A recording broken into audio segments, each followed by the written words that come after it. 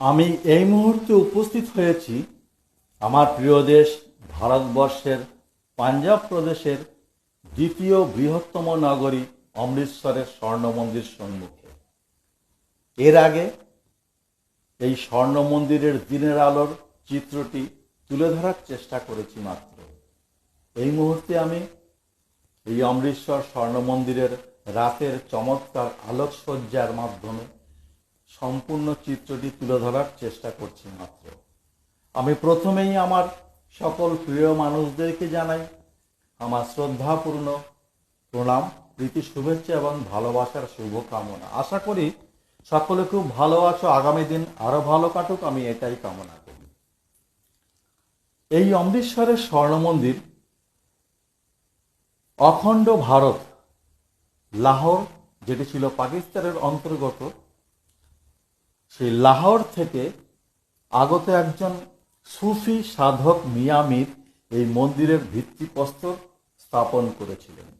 ঠিক তার হাত ধরেই শিখ ধর্মের চতুর্থ শিখ গুরু গুরু রামদাসজি তিনি 1575 সালে এই মন্দিরের সেতুটি নির্মাণ করেছিলেন। তার হাত ধরেই এই মন্দিরের নতুন প্রথম সংস্কার করার জন্য আসেন পঞ্চম শিখ গুরু গুরু অর্জুন দেব। 1581 খ্রিস্টাব্দে এই অর্জুন দেব নতুন সংস্করণ করেন। 1604 খ্রিস্টাব্দে এই পঞ্চম শিখ গুরু অর্জুন দেব শিখ ধর্মের যে প্রধান ধর্মগ্রন্থ গ্রন্থ সাহিব তিনি এই মন্দির স্থলে স্থাপন করেন। এরপর থেকেই সারা পৃথিবী জুড়ে সমগ্র পর্যটকদের ভিড় উপচে পড়ে এবং ভক্তরাও সমাগম হন। মন্দিরের সম্মুখে যে সরোবর, এই সরোবরটি কিন্তু আগে ছিল না, এটিকে পরে তৈরি করা হয়। কারণ এই সরোবরে স্নান করলে মনটি পবিত্র, শরীর পবিত্র হয়ে তারপরে প্রার্থনা করতে যায়। এর নাম দেওয়া হয় অমৃত সরোবর। এই অমৃত সরোবর থেকেই অমৃতসর নামটি এসেছিলেন।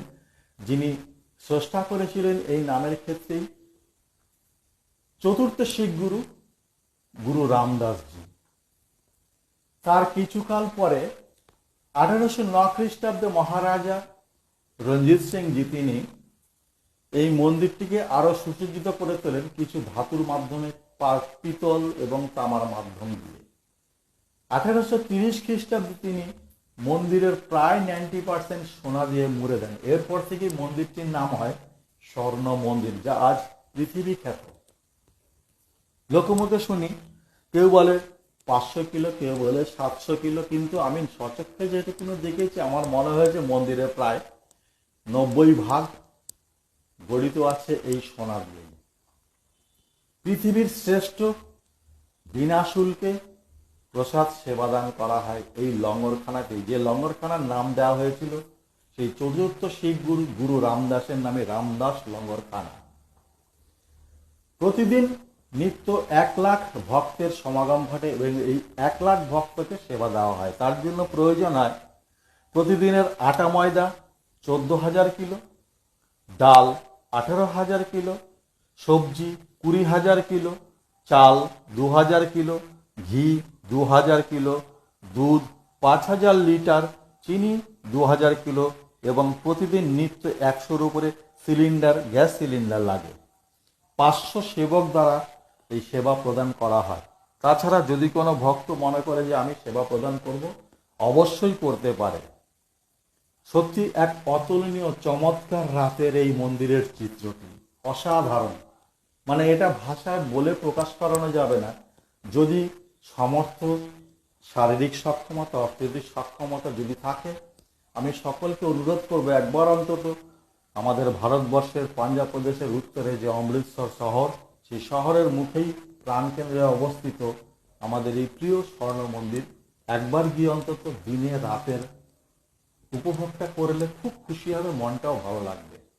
সত্যি দারুণ জায়গা। মন্দিরের ঠিক পেছনেই আছে বিস্তর জায়গা, সেখানে কেউ বসে কেউ শুয়ে বিশ্রাম নেওয়ার প্রচুর জায়গা। আজ বিশেষ দিন ছিল বলেই শিখ ধর্মের প্রচুর ভক্ত যারা তারা এই সরোবরের চারিদিক দিয়ে প্রদীপ জ্বালিয়ে প্রার্থনা করে। সত্যি দেখবার মতন লাগছিল। সরোবরের সম্মুখে এত সুন্দর চারিদিক দিকে যে বাতিগুলো প্রজ্বলিত হয়েছিল দেখবার মতন। সরোবর থেকে বাতির আলোতে এত সুন্দর লাগছিল, জলটা যেভাবে নাচছিল এবং সরোবরের মধ্যে কিছু মাছও আছে। দারুণ, মানে এর দৃশ্য নিজের চোখে না দেখলে বইলে বোঝানো যাবে না। অসাধারণ এক দৃশ্য, যা পৃথিবীর বুকে এক অন্যতম মন্দির। ভারতবর্ষের পৃথিবীর মধ্যে সবচাইতে ধনী মন্দির হচ্ছিল ভারতবর্ষের কেরালায়, যেটা হচ্ছে বিষ্ণু মন্দির পদ্মনাভ স্বামী। দ্বিতীয় হচ্ছে তারই শিষ্য যিনি ছিলেন আমাদের তিরুপতি মন্দির। তারপরেই হচ্ছে জম্মুর মন্দির যেটা বৈষ্ণব দেবী। তারপরেই বোধহয় যথাসম্ভব অমৃতসর স্বর্ণ মন্দিরের স্থান। যাই হোক, সকলে খুব ভালো থেকো। আজকের মতো বিদায়।